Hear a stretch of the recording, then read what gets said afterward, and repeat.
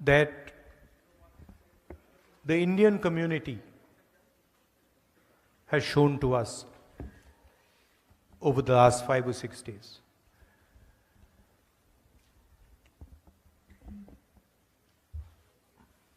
It makes me very, very proud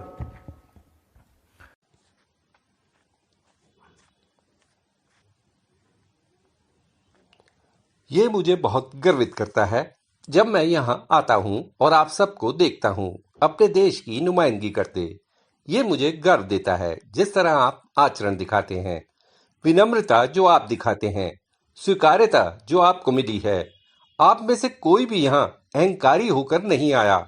आप हिंदुस्तान से अहंकार नहीं लाए। आप यहाँ सीमित संसाधनों के साथ आए और आपने यहाँ कुछ बहुत ही बढ़िया और अद्भुत बनाया। और आप सबकी अलग अलग यात्राएं रहीं, दूसरों से कम या ज्यादा अहम नहीं।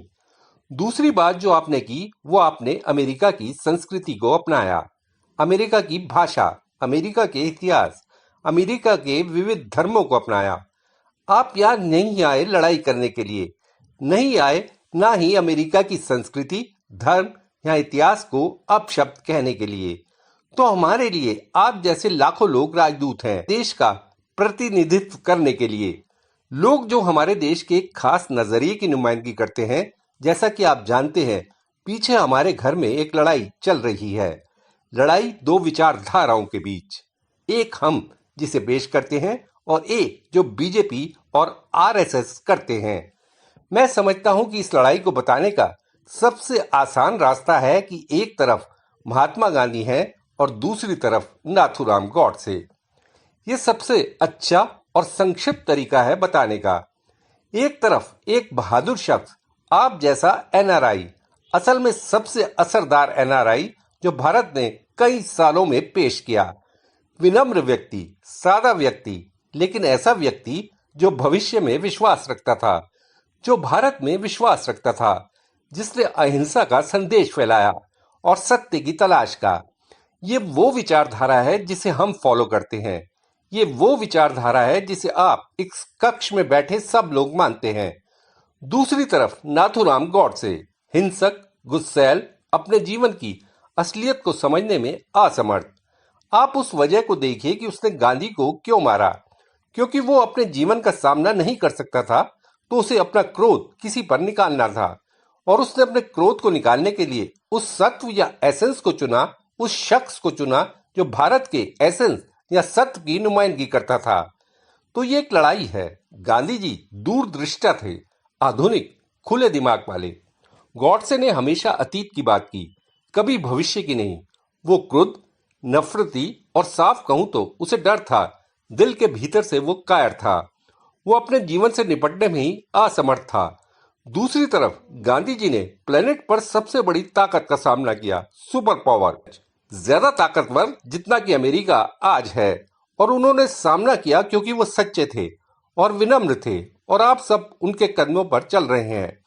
महात्मा गांधी, अंबेडकर जी, सरदार पटेल जी, जवाहरलाल नेहरू, ये वो हैं जिनसे आप सीखते हैं और जिसकी आप नुमाइंदगी करते हैं। और मैं इतिहास में वापस जा सकता हूँ। अगर आप विनम्रता की बात करते हैं, मैं पीछे जा सकता हूँ।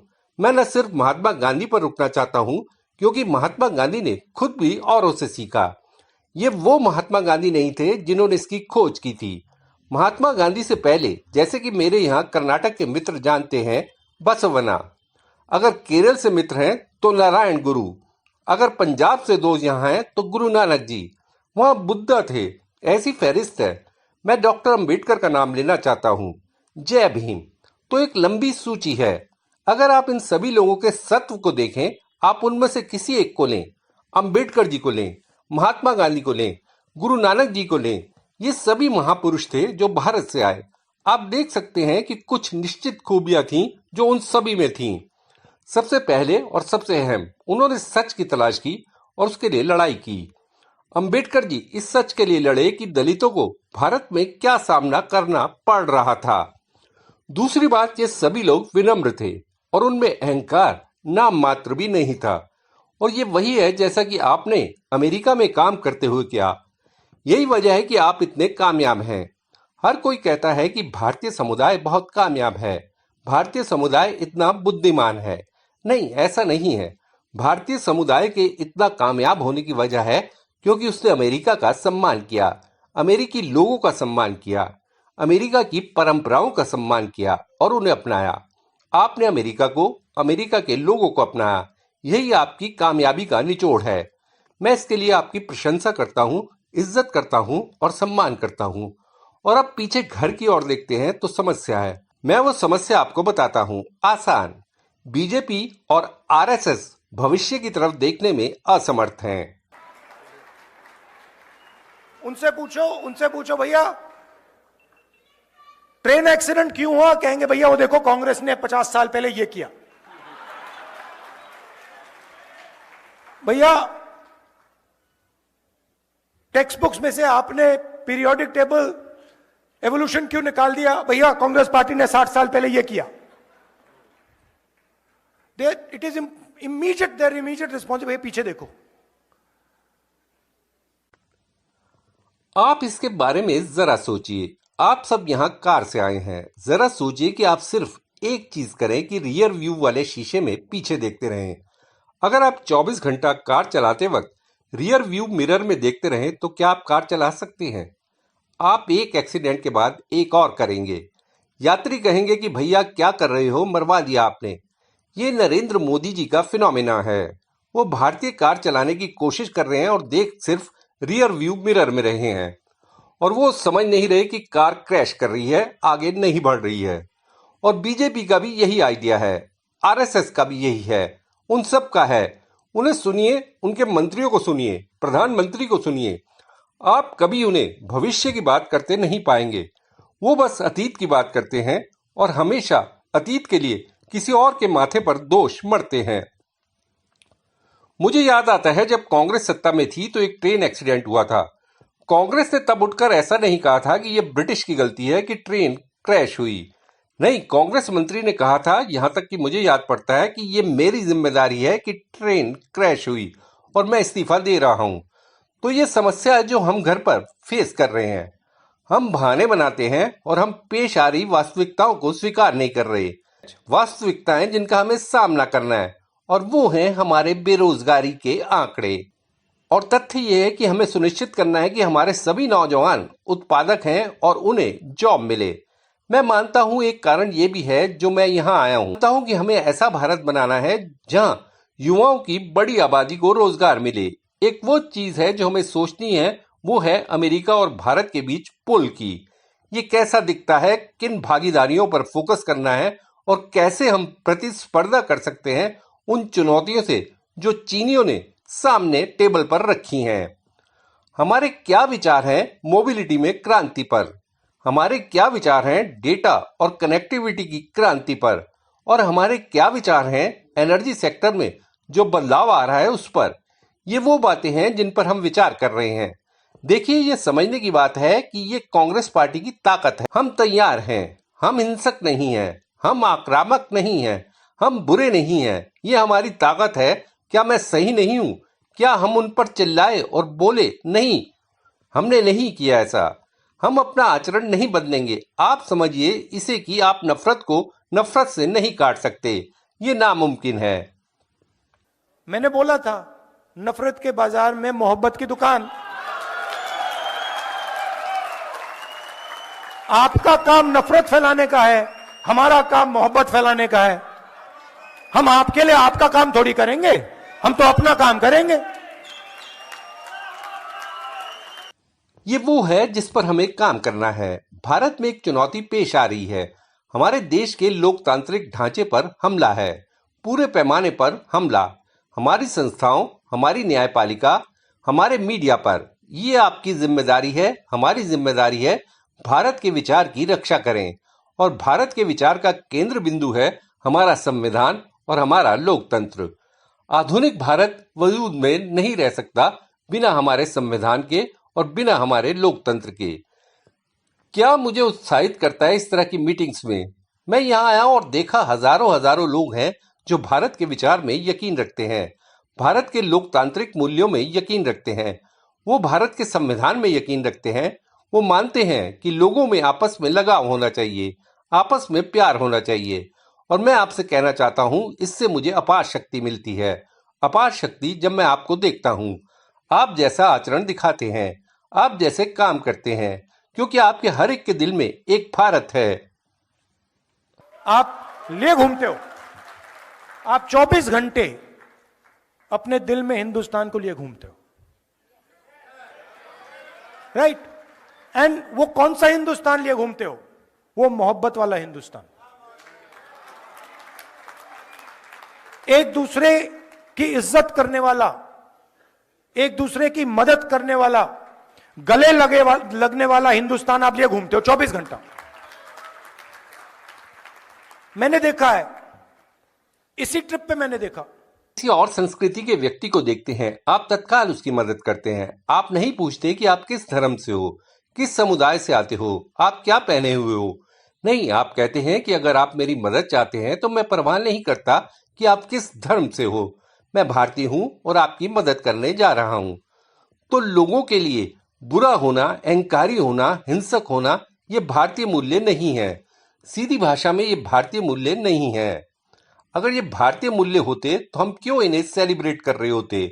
महात्मा गांधी को, गुरु नानक, अंबेडकर, बसवना, नारायण गुरु, क्यों? क्योंकि वो उन मूल्यों को दर्शाते हैं जिनकी हम प्रशंसा करते हैं, हम उन्हें सेलिब्रेट करते हैं, क्योंकि हम उसमें विश्वास रखते हैं जो उन्होंने कहा।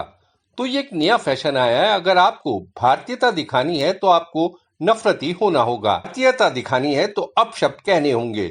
भारतीयता दिखानी है तो आपको लोगों की पिटाई करनी होगी।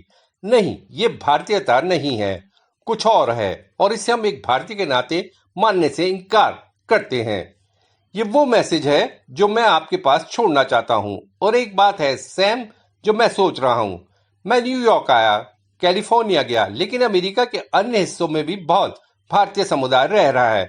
और जब मैं अगली बार आऊं तो आप मुझे अन्य शहरों में भी ले जाएं, शायद शिकागो, गैलेस, अटलांटा, क्योंकि मेरी मंशा आपसे रिश्ता बनाने की है, एक प्यार भरा रिश्ता बनाने की मेरी मंशा है, जहां आप मुझसे कह सकें कि राहुल ये वो है जिसके बारे में हम सोचते हैं, राहुल ये वो है जिसे आपको अमेरिका से रिश्ते के बारे में सोचना चाहिए, ये वो है जो अहम है, ये वो है जिस पर हमें फोकस की जरूरत है। मेरी दिलचस्पी इसमें ज्यादा नहीं कि मैं आपको बताऊं कि मैं क्या सोचता हूं, मैं यहां मन की बात नहीं करना चाहता। मेरी दिलचस्पी इसमें है कि आपके मन में क्या है। मेरी दिलचस्पी रियर मिरर देखने में नहीं बल्कि फ्रंट में देखने की है, और ये कहने में कि भाइयों और बहनों हम कैसे आगे बढ़ सकते हैं और हमारा देश कैसे प्यार और स्नेह फैला सकता है, हम कैसे लोगों के लिए दयालु हो सकते हैं। ये वो है जिसमें मेरी रुचि है, ये वो ज्ञान है जो आप रखते हैं। पिछली मीटिंग में एक लड़की मेरे पास आकर बोली, राहुल जी ऐसा बहुत कुछ है जो मैं देश के लिए करना चाहती हूँ। मैं स्टैनफोर्ड ग्रेजुएट हूँ, लेकिन देश में जैसा माहौल है मैं उसे पसंद नहीं करती।